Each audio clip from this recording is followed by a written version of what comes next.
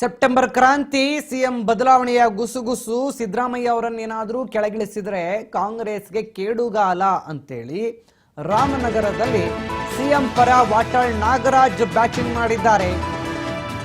ನೋಡಿ, ಸೆಪ್ಟೆಂಬರ್ ಕ್ರಾಂತಿ ಅದು ಇದು ಅಂತೇಳಿ ಸಿಎಂ ಬದಲಾವಣೆ ಗುಸುಗುಸು ಏನಿದೆ, ಇದರಿಂದಾಗಿ ಏನಾದರೂ ಸಿದ್ದರಾಮಯ್ಯನವರೇ ಈ ಬಾರಿ ಮುಖ್ಯಮಂತ್ರಿ ಸ್ಥಾನದಿಂದ ಕೆಳಗಿಳಿದ್ರೆ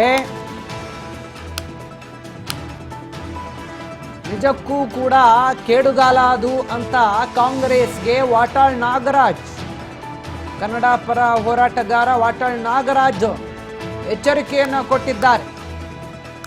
ಸಿದ್ದರಾಮಯ್ಯ ಅವರನ್ನ ಕೆಳಗಿಳಿಸಿದ್ರೆ ಕಾಂಗ್ರೆಸ್ಗೇನೆ ಕೇಡುಗಾಲ, ಕಾಂಗ್ರೆಸ್ಗೇನೆ ಕೆಟ್ಟದಾಗತ್ತೆ. ಸಿದ್ದರಾಮಯ್ಯ ಕರ್ನಾಟಕದಲ್ಲಿ ಒಬ್ಬ ಮುತ್ಸದಿ ಹಿರಿಯ ವ್ಯಕ್ತಿ.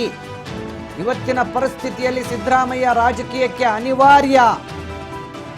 ಕಾಂಗ್ರೆಸ್ನಲ್ಲಿ ಸಿದ್ದರಾಮಯ್ಯನನ್ನ ಮೀರಿಸುವ ವ್ಯಕ್ತಿತ್ವ ಯಾರಿಗೂ ಇಲ್ಲ. ಒಂದು ವೇಳೆ ಎಐಸಿಸಿ ಏನಾದ್ರೂ ದುಡುಕಿ ತಪ್ಪು ಹೆಜ್ಜೆ ಇಟ್ರೆ ಅಪಮಾನ ಫಿಕ್ಸ್ ಅಂತಿದ್ದಾರೆ ಕನ್ನಡ ಪರ ಹೋರಾಟಗಾರ ವಾಟಾಳ್ ನಾಗರಾಜ್ ಅವರು.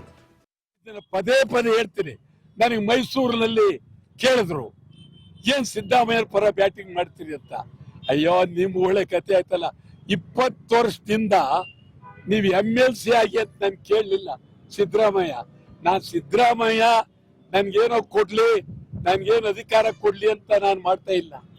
ನನಗೆ ಅಧಿಕಾರ ಹೋಗದೆ ಆಗಿದ್ರೆ 1973 ನಾನು ಮುಖ್ಯಮಂತ್ರಿ ಆಗ್ಬೋದಾಗಿತ್ತು ಈ ರಾಜ್ಯಕ್ಕೆ.